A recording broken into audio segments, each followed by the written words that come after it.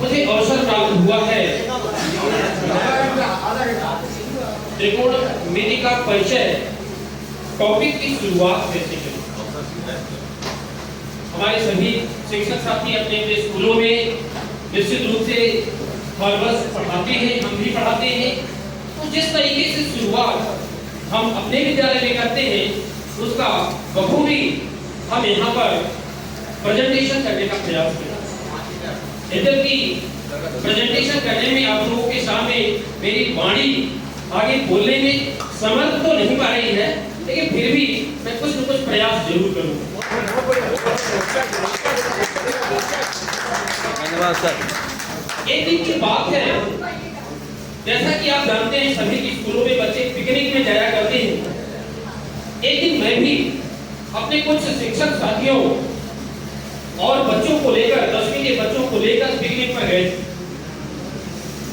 उस पिकनिक में जैसे आप जानते हैं कि सिंगरौली में बड़ी-बड़ी चिमनियां लगी हुई है, एनटीपीसी है वहाँ। तो उस एनटीपीसी में हम घुमाने के लिए बच्चों को ले गए। तो वहाँ पर हुआ क्या, एक बच्चे ने हमसे प्रश्न किया कि सर घूम जाते हैं सर, आप अभी बता रहे थे कि चिमनी की लंबाई कितनी है, चिमनी की ऊंचाई कितनी होती है, इसको ज्ञात कैसे करते हैं। यदि हमें ज्ञात न हो, जैसे ठीक है पहले से जब चिमनी लगाने के पहले तो उसको मेजर कर लिया, लेकिन ये चिमनी लगी हुई है जैसा कि है, और यदि इसकी ऊंचाई को हम मापना चाहें तो कैसे मापें। उस बच्चे ने हमसे प्रश्न किया, तो मैंने जवाब दिया कि थोड़ा ठहर जाओ, थोड़ा धैर्य रखो, निश्चित रूप से समय आने पर मैं इसका उत्तर दे दूंगा। मान तो गया उस समय बच्चा, क्योंकि हमने थोड़ा तेजी से उससे बोला ताकि वो मान जाए, क्योंकि मुझे खुद पता नहीं था कि शायद इसका उत्तर क्या होगा। थोड़ा क्या है, बच्चों को थोड़ा तेजी से डांटो तो मान जाती है। टीचर तो हमारे बच्चे हैं, मनवा लिया।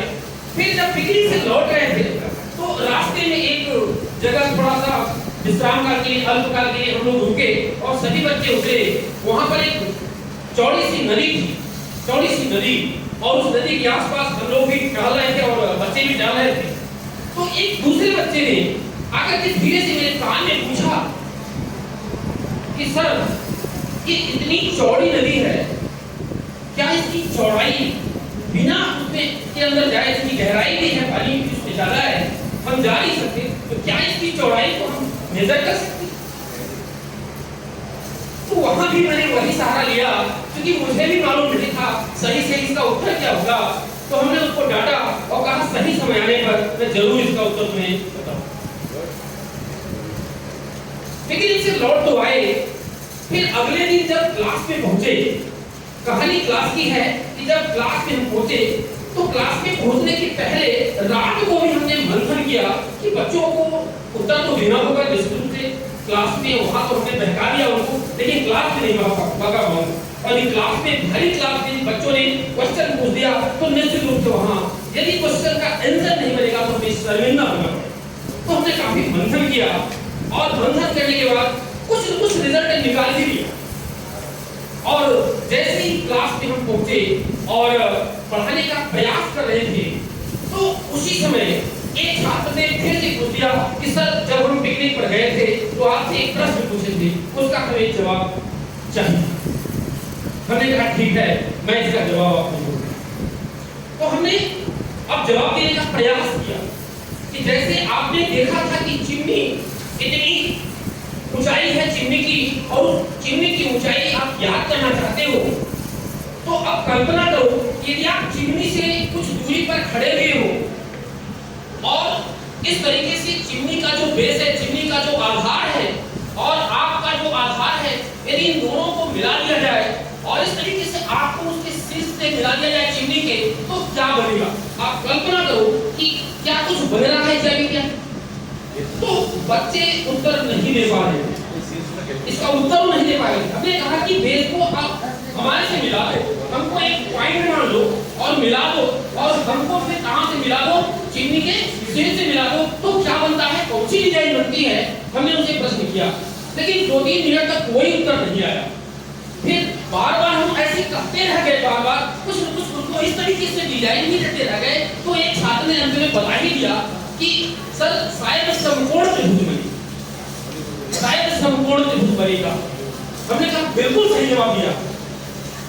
और इस प्रकार फिर दूसरे प्रश्न को जो छात्र ने पूछा था, मैंने अपने से ही पूछा कि इसी प्रकार से यदि एक नदी है और बहुत चौड़ी नदी है और उस नदी के उस पार में एक मंदिर है या कोई घर बना हुआ है जिसके ऊपर बालकनी है और उस बालकनी पर एक लड़की बैठी हुई है और इस किनारे पर नदी के इस किनारे पर हम हैं, तो अब आप बताओ यदि नदी की चौड़ाई निकालना हो तो अब इस तरीके से जो मंदिर है उस मंदिर के बेस को यदि हमसे कनेक्ट कर दें नदी से होते हुए और फिर हमको उस बालकनी पर बैठी हुई लड़की से कनेक्ट कर दें तो क्या बनेगा? तो तुरंत एक लड़की ने जवाब दिया कि सर ये तो संपूर्ण त्रिभुज बनेगा। हमने कहा बिल्कुल राइट सर, आप कैसे कर पा रहे हो कि क्या बनेगा? संपूर्ण त्रिभुज बनेगा। और इस तरीके से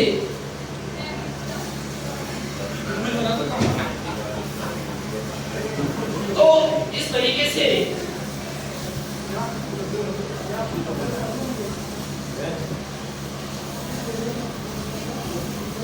यहाँ पर बालकनी है, बालकनी, और इस तरीके से ये नदी है और नदी के दूसरे किनारे पर कोई भी व्यक्ति आप मान लीजिए एक पॉइंट पर, और ये नदी की चौड़ाई है 080 पर बालकनी है और इसको कनेक्ट कर दिया इस तरीके से। तो यहाँ पर बच्चे का प्रश्न था नदी की चौड़ाई निकालना, नदी की चौड़ाई कैसे निकाले? अब यहाँ पर नदी की चौड़ाई बताने के लिए गंभीर प्रश्न है। अब यहाँ पर उसको मालूम क्या होता है, क्योंकि जैसे यहाँ पर ये मंदिर है या कोई भी घर है तो इसकी ऊंचाई तो कम है, इसको तो हम मेजर कर सकते हैं, लेकिन नदी की चौड़ाई बिना नदी में घुसे ज्ञात नहीं कर सकते। फिर उसी प्रकार से वहां पर क्या था, हमने बताया कि भाई चिमनी बहुत ऊंची है तो वहां चिमनी से हम तक कितनी ऊंचाई है, कितनी लंबाई है वो तो ज्ञात कर सकते हैं। कहने का मतलब ये हुआ कि यहाँ पर आप समझें कि जो संपूर्ण त्रिभुज क्रिएट हो रहा है उस संपूर्ण त्रिभुज में एक भुजा का मापन करना है, एक भुजा का मापन आपको आता है, रिलेट करना है दोनों ही भुजाओं, साथ ही साथ एक त्रिभुज के एंगल को रिलेट करना है जो हमें ज्ञात हो सकता है या कभी-कभी उपकरण आता है जिसको बोलते हैं जियोनोइड। जियोनोइड एक उपकरण होता है और उस उपकरण की सहायता से एंगल का मेजरमेंट कर सकते है ना? हाँ, तो उसका मेजरमेंट कर सकते हैं। कुल मिलाकर के हमें बच्चे को ये बताना है कि गणित में एक ऐसी टेक्निक है भाई जिसकी सहायता से हम कुतुब मीनार की ऊंचाई, किसी बहुत बड़ी मीनार की ऊंचाई या नदी की चौड़ाई माप सकते हैं। गणित में एक ऐसी टेक्निक है और उसी टेक्निक को आज हम आप लोगों को पढ़ाने जा रहे हैं और उसी टेक्निक का नाम है क्या? Presentation of beginning of the chapter introduction of trigonometry. Thank you sir. देखिए इसी विषय वस्तु की शुरुआत बढ़िया हाथ गिलाओ, हाथ गिलाओ, हाथ गिलाओ, हाथ गिलाओ, हाथ गिलाओ,